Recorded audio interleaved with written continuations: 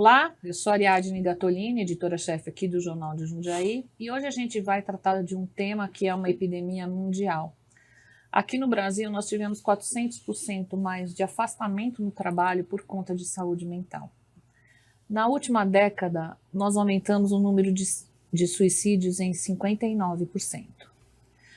E nós estamos em pleno Setembro Amarelo, onde a gente discute sobre política de saúde mental e sobre prevenção, basicamente a prevenção do suicídio. E para falar desse tema, entender como é que a rede socioassistencial aqui de Jundiaí funciona, eu trouxe o Alexandre Sandri, coordenador de saúde mental do município e psicólogo. Seja bem-vindo. Obrigado, Ariadne. Boa tarde para todo mundo. Eu queria assim, porque a gente estava conversando aqui um pouquinho antes do início aqui do nosso programa, e a gente está falando assim, todo mundo é surtado, tá surtado, tem alguém surtado na família. Ninguém está escapando disso mais, né? Uhum. Então eu queria entender assim, qual é a porta de entrada de saúde mental do município? Bacana. Então, o município está organizado, né, a partir daquilo que está disposto na Política Nacional de Saúde Mental, né? Então, o Brasil tem uma política já há algumas décadas, que é exemplar, né? É uma política que é tomada como modelo, né, pela Organização Mundial de Saúde, que obviamente tem os seus impasses de financiamento, né, mas é uma política que é modelo para o mundo, né? E que é organizada a partir de uma rede, né, que é chamada de Rede de Atenção Psicossocial, que a gente popularmente chama de RAPS, né?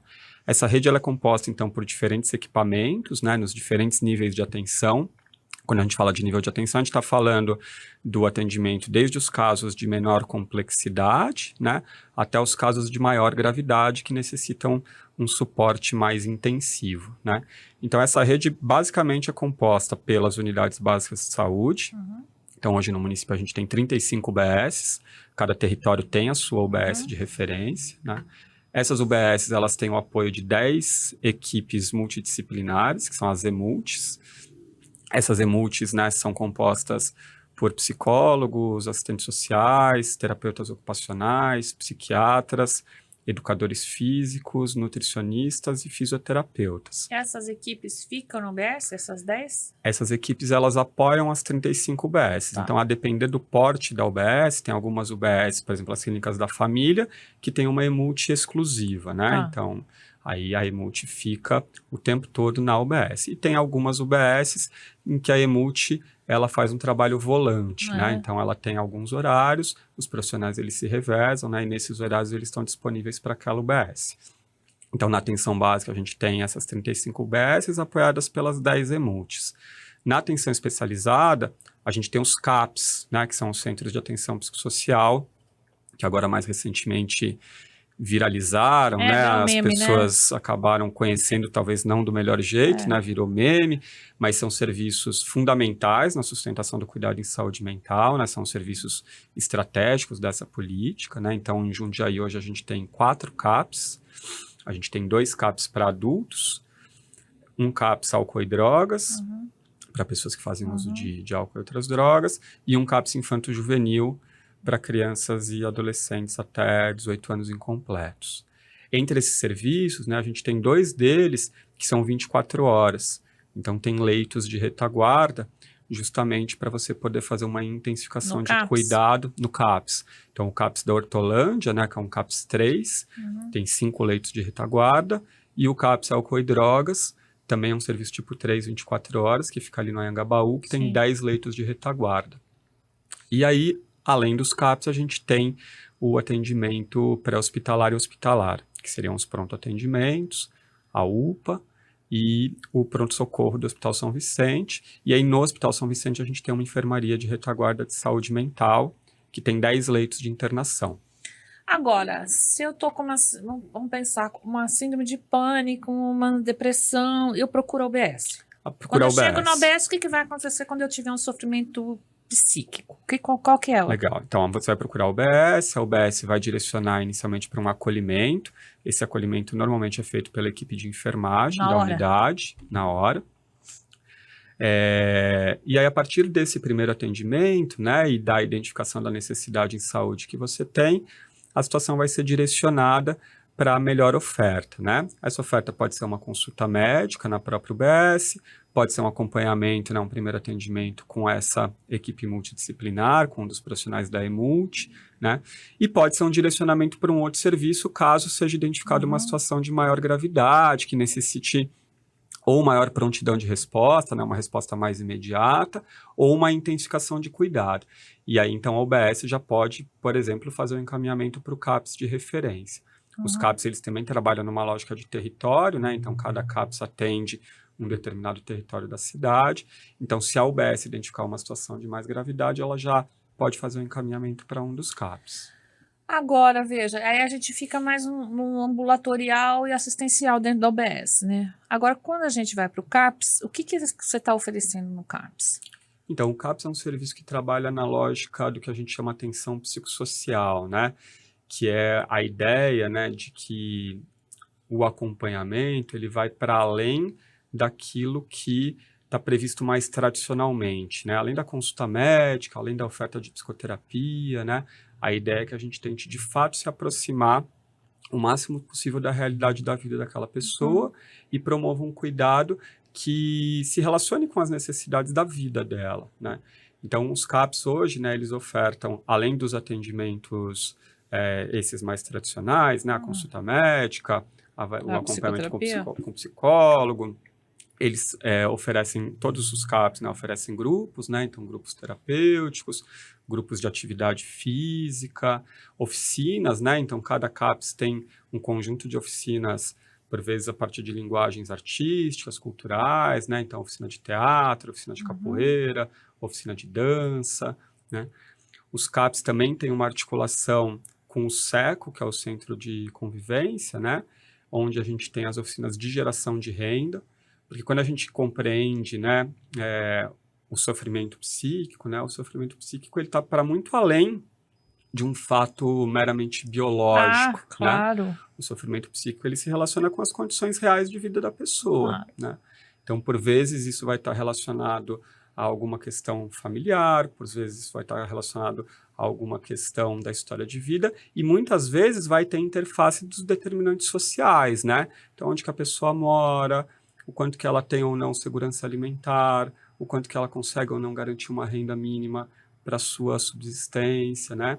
O quanto que ela consegue ter acesso, né, aos equipamentos de lazer, cultura, esporte, né?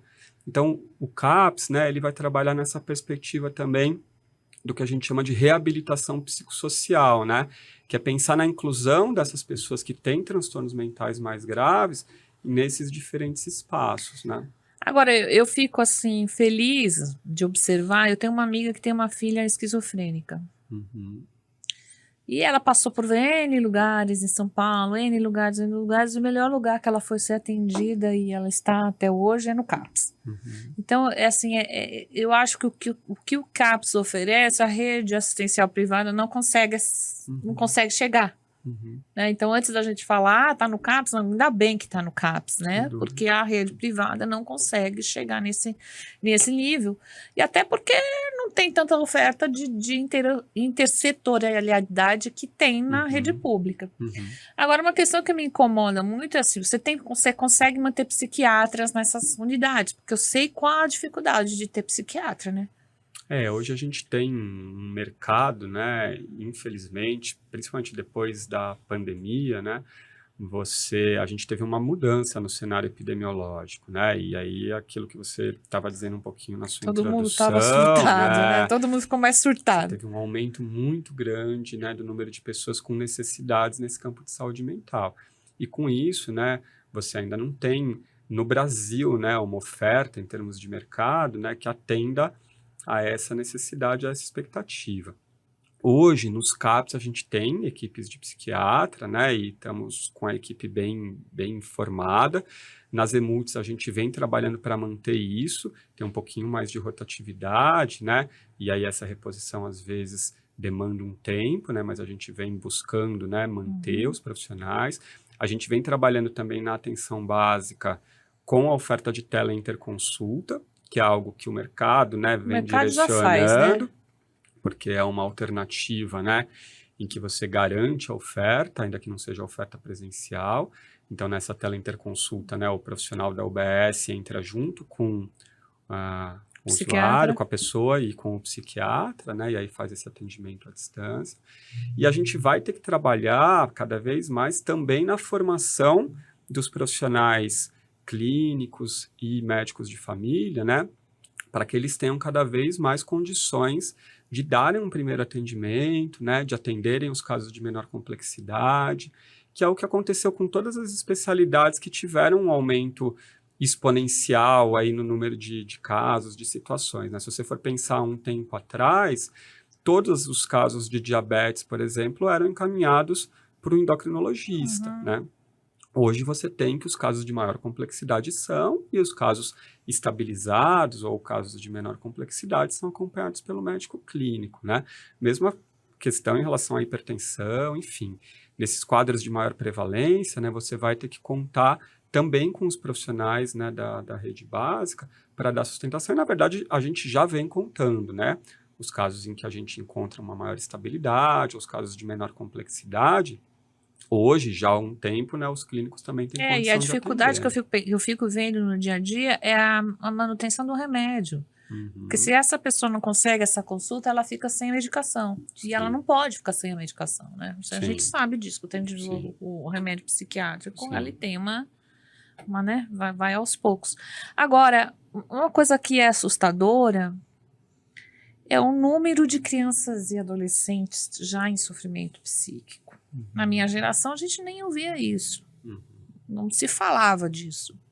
Podia até ser que tinha casos. Eu sempre falo, com criança e adolescente, eu sempre falo o seguinte, o ECA tem 30 anos. Então, eu acho que aqui no Brasil, a gente só começou a olhar para a criança como criança há 30 anos. É muito jovem. Até então, a gente estava lá no mundo de Charles Dickens com aquelas crianças que iam para a lavoura trabalhar. Então, na verdade, o olhar mesmo próximo da criança e adolescente, da saúde, veio com o ECA.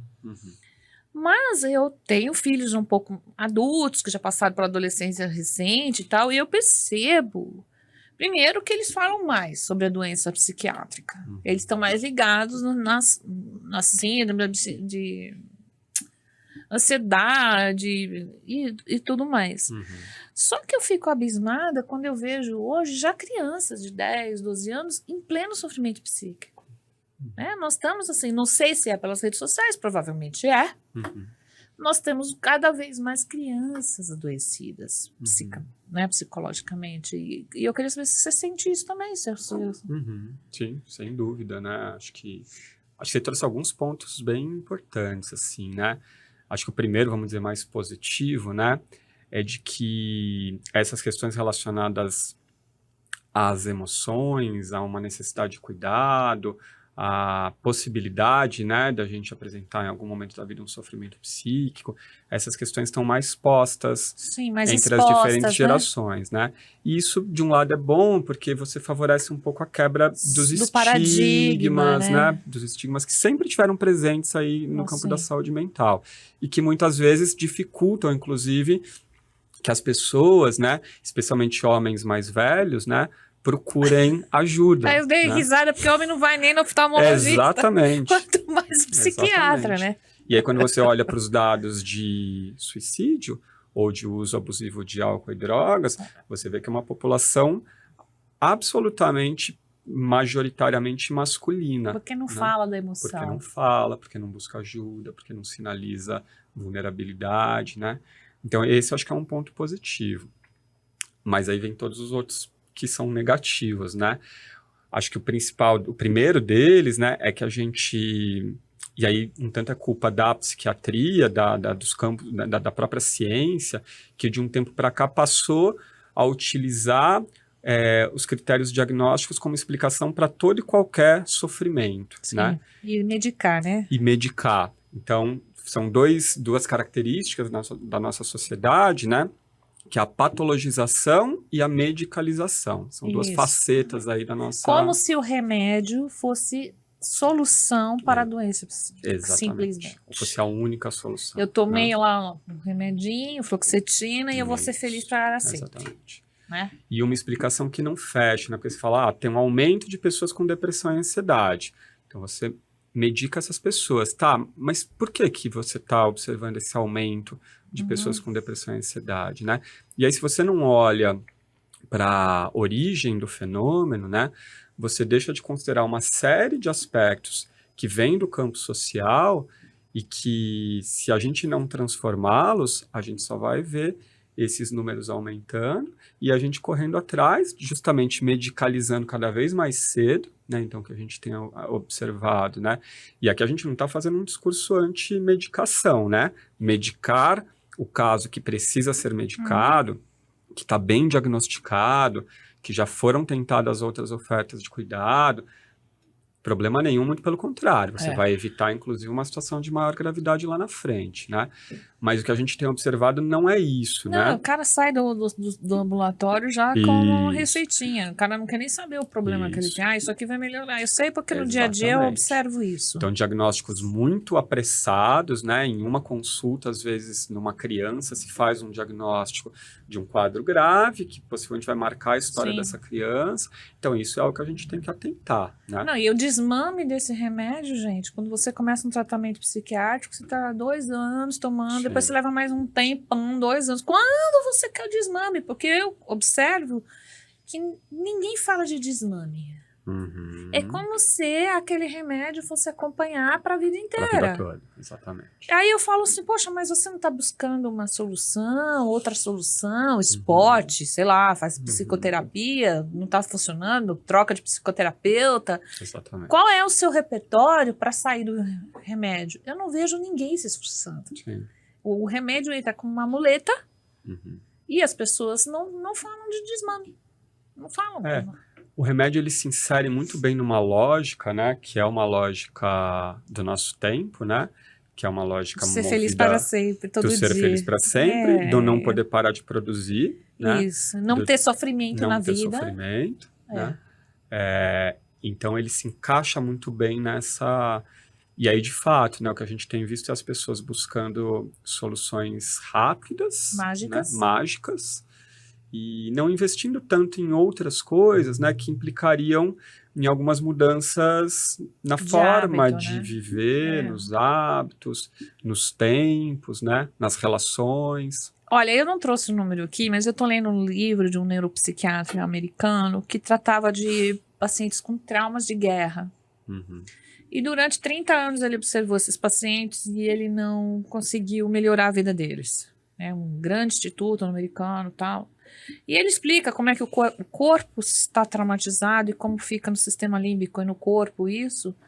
E ele mostra ali no livro que a medicação não o ajudou a tirar as pessoas de estresse pós-traumático de guerra. Não ajudou. Foram outras alternativas que ajudaram. O que ele fala lá? Ele fala de yoga, ele fala de meditação, ele fala de esporte, ele fala de outras intervenções de psicologia, mas ele não fala de medicação. Ele fala que, como aqui no Brasil, a gente está a rebote de lá. Lá se dá mais medicação ainda, né? O americano é basicamente um tratamento medicamentoso e de droga. E ele fala assim, olha, não vai resolver, porque outras intervenções se fazem necessárias. Né, para que a pessoa deixe de usar a droga, deixa de usar o remédio, e ela vai buscando outras soluções. Você está aqui há muito tempo, que eu já te conheço há muitos anos, né? Então eu fico perguntando para você se você vê isso também. Eu acho que sim, né? Acho que assim, o que a gente percebe é que as intervenções combinadas, nos casos em que há indicação, são as que melhor resposta tem, né? Intervenção combinada que eu estou dizendo é a intervenção que combina tudo, a medicação com outras ofertas de cuidado, né? E aí essas outras ofertas contemplam um pouco desse universo de coisas que você trouxe. Uma prática esportiva, ou uma prática meditativa, práticas de cuidado de si, seja uma psicoterapia, seja alguma outra oferta, e, sobretudo, esse revisitar, né, aquilo que dentro da nossa vida está levando, né, à condição de sofrimento psíquico, né, olhar para isso e conseguir construir outros caminhos e respostas, né, porque a medicação, nestes casos, né, não estou dizendo, por exemplo, nos casos de maior gravidade, há casos em que a medicação de fato vai acompanhar o sujeito. A gente não está falando de esquizofrenia, a gente está falando de coisas mais ansiedade, então, se você pegar um quadro de depressão grave, um quadro de esquizofrenia, né, quadro de transtorno afetivo bipolar, de fato você vai como uma outra condição crônica, você vai precisar de um acompanhamento medicamentoso de longo prazo, né? Nessas situações que a gente está dizendo, né, que são condições de sofrimento psíquico, né, mas de menor gravidade, então nessas condições de ansiedade, depressões menos graves, né, condições que de fato afetam um tanto a vida do sujeito, a gente, sim, sem dúvida, né, ele vai precisar olhar para si, para de que jeito está organizando a vida, de que jeito está se relacionando, que lugar ele está dando para o trabalho, que As lugar metas, né? Rever metas, né, gente? Porque às vezes a gente para. Eu sempre falei, a vida não está no trabalho, a vida está fora dele. Exatamente. Não é? O trabalho é só um pedaço, e deveria ser um pedaço muito pequeno, mas a gente está numa sociedade neoliberal que se cobra muito desempenho. Exatamente. E as mulheres são as mais afligidas por isso, Sem porque dúvida. ela tem que trabalhar, ela tem que cuidar dos filhos, tem que cuidar dos pais, e normalmente elas estão fazendo 51% sozinhas. Exatamente. Né? Então, Sem dúvida. É isso, né? Saúde mental também tem gênero, né? Tem questões que afetam particularmente pessoas de um mas é determinado interessante, gênero, né? porque você tem mais mulheres pacientes. Sim, se você pegar o público, né? Se você pegar uma caracterização aí sociodemográfica de quem está acessando os serviços, né? Na maior parte são mulheres, E com os exceção homens do serviço voltado para questões de álcool e drogas, E né? aí, Se você pega sim, no CAPS-AD, aí é uma população sim, mais masculina. E aí você tem mais homens se matando, que é isso que eu queria entrar agora. Quer dizer, olha que interessante. As mulheres Sim. estão em busca, elas estão mais pressionadas, Sim, elas buscam ajuda antes, mas quem se mata é o homem. sim, Olha que, né? sim.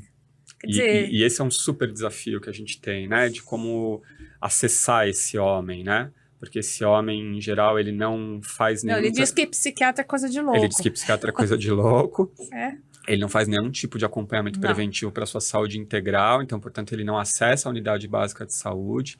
Em geral, ele vai acessar os serviços de urgência e emergência no momento em que algo Infarta. mais grave aconteceu, né?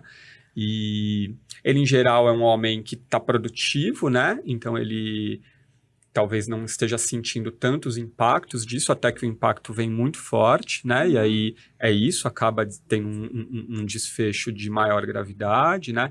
Então, a gente vem pensando muito, né, de como acessar essa população. Hoje, se você pegar os dados de suicídio no município, né, você vai ver que 75% a 80% dos óbitos por suicídio são entre homens jovens, né, de 20 a 49 Olha que anos. judiação, Né?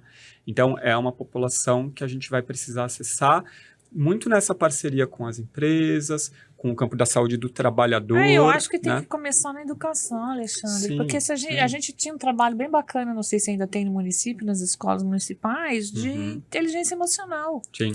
Porque o homem não é ensinado a falar sobre o que ele sente. Sim. Ele é ensinado a esconder. Sem dúvida. E você imagina hoje como esse homem está pressionado, né? Sim. Ele está pressionado. Muito. Porque as mulheres estão aqui, ó. Sim. Estão dando de 10 aí, se formando. Eu tô falando, não tô falando assim de boca para fora, mas hoje a gente já tem dados que são no ensino superior, a maioria é mulher que frequenta e que se forma. Sim. Pós-graduação, mais mulheres. MBAs, mais mulheres. Quer dizer, esse homem, ele é muito pressionado. Sim. Muito pressionado. E ele não foi ensinado a falar de emoção. Ele não tem repertório, Não tem né? repertório. Ele não tem repertório construído ao longo da vida, né? Para acessar Para entender algumas o que está coisas. acontecendo com ele. Exatamente. Porque ele não aprendeu a falar, ele não sabe o que sentir, é uma desconexão do que ele está sentindo, Exatamente. da realidade. E aí, a hora que ele não aguenta, ele se mata. Exato. Ele não encontra, né, nos grupos de pares também uma Escuta? escuta. Você já viu escuta né? masculina funcionar? Eu nunca vi. Ele não encontra. E o homem idoso, né, também é uma população hoje de risco, porque aí, além de todos esses fatores de risco que a gente já elencou, ele ainda chega num momento em que ele sente que ele deixa de ser produtivo, né? Que ele perde importância. um lugar social absolutamente estruturante, que era o lugar do trabalho, né? E aí, de fato, e aí tem estudos que mostram, né, que as condições de sofrimento psíquico, elas diminuem entre as mulheres conforme... A gente fica mais feliz, é o U, né? Da Miriam Goldenberg, que eu tava vendo. Exatamente. É o U, gente, com 50 e poucos, com 50 você começa a crescer de novo na curva, você começa a ser mais feliz. Exatamente. Mas eu achei que os homens também, eles não. As mulheres, elas se voltam, elas têm muito mais redes instituídas, então elas se voltam, né, para as amigas, para a viagem, para o esporte, para o voluntariado, né? E os caras ficam sozinhos. E os homens se veem muito perdidos e muito sem, né, enfim, sem espaço de pertencimento mesmo, né? Que é uma condição essencial para a saúde mental, né? Pertencimento, eu tô cada vez mais convencido que talvez seja o principal fator de proteção, né? Amizade. É o senso de pertencimento a alguma coisa, né? Amizade, mas tá cheio de pesquisa agora que fala, né? Que se você tá dentro de uma comunidade, você está mais protegida psicicamente, sem né? dúvida. Sim. Eu tenho observado, eu tenho ido em muitos lugares assim. Outro dia eu fui no Fios Encantados, que são só mulheres que tecem toucas para mulheres com câncer, né? E eu tava ali com elas, e eu não sei crochetar, mas eu fiquei até com vontade de aprender, porque uma fala da vida, a outra fala da outra traz um café, a outra pega um bolo, e aí fica um ciclo de voluntariado, quer dizer, sai de casa daquele sofrimento para estar fazendo um bem maior, tal. Então elas estão lá. Eu estava te comentando também que eu tô no SESI, e aí eu vejo aquelas idosas que fazem um monte de esportes, e elas fazem piquenique, e elas fazem natação todo dia. Quer dizer, elas estão buscando, mas a gente não vê os homens fazendo mesmo. Não tem espaço para esse homem. Sim. Né? É o que a gente vai precisar. E, de fato, o que você falou é verdade, né? A gente tem que trabalhar na perspectiva da educação, e acho que hoje, né, as escolas vêm trabalhando isso de forma geral, né? Hoje você tem, inclusive, disciplinas que são voltadas para essa questão, né? De você pensar cuidado emocional, de você pensar projeto de vida, né? De você promover conexão, né? Mas isso vai se dar em mais longo prazo, né? Isso é uma aposta para essas novas gerações. E a gente vai ter que pensar o que a gente faz com essa galera agora, que já tá aí, que né? Já tá doente. Que foi constituída nessas outras bases. Mas né? é muito difícil chamar a atenção dessa faixa etária. Sim. Porque é uma faixa etária que tá querendo viver 29 anos, vamos pensar. Ela tá querendo viver, ela não tá prestando atenção no que tá ocorrendo né, e bebe muito, usa droga, então é bem nociva essa faixa etária para a saúde mental, né? Acho que a gente tem que sempre reforçar, né? Acho que essa questão, por exemplo, quando a gente fala do Setembro Amarelo, né, é uma campanha que tem muitas críticas, né? Eu também tenho as minhas reservas em relação a alguns aspectos, mas acho que um ponto que é importante da campanha é trazer esse tema, né, à cena, né? Você fazer circular a fala sobre isso, e com saber isso que talvez tem você risco. Saber que tem risco, saber que tem pontos de ajuda, que tem pontos de atenção, conhecer a rede do seu município, saber que você pode buscar ajuda, conhecer o trabalho do CVV, né, aproveitando para dizer que o CVV também é um parceiro super importante nesse campo, né, e tentar com isso e reduzindo um pouco o estigma em torno da questão de saúde mental também para os homens. Aqui né? no Jornal de Jundiaí a gente não noticia suicídio, é um princípio ético que a gente tem aqui. Mas a gente tem falado muito sobre o suicídio, sobre as campanhas de prevenção, porque eu acho que é um trabalho da imprensa, a gente tem que falar. E eu acho que quanto mais se fala, melhor fica. Sim. A gente não pode ficar escondendo como se fazia antigamente, né? Ninguém nem falava sobre o suicídio. Sim. Era como se a pessoa ela desistisse da vida e a partir do momento ela era uma pária, porque tem famílias, você vê isso na literatura, tem famílias que aquela pessoa que se suicidou nunca mais se falou do nome dela. Sim. Né? Então, hoje, a situação a gente quer trazer um pouco mais de luz, né? Exato. E tem jeitos de falar, né? Claro que a comunicação em torno desse tema ela tem que ser muito responsável, muito cuidadosa, né? Mas você falar sobre sofrimento emocional, você falar sobre a importância do cuidado emocional, você falar sobre... medicação, se necessário. O que a gente precisa estar atento, né, diante de uma pessoa que está em sofrimento, como que a gente ajuda uma pessoa em sofrimento a buscar ajuda. Todos esses temas são temas que são importantes de circularem socialmente. Assim como a gente ensina as pessoas a buscarem ajuda numa situação, por exemplo, com alguma questão física, né, um acidente, enfim, né? Então é importante as pessoas saberem, né, onde se busca ajuda, como que chega num lugar, né, para procurar ajuda em saúde mental, né, e é também uma ocasião importante para a gente falar da importância de fortalecer as redes de cuidado, né, isso Brasil afora, né, não estou falando só de Jundiaí, mas a gente precisa, diante desse cenário epidemiológico que a gente tem hoje, a gente precisa seguir investindo nessas redes de atenção psicossocial, né?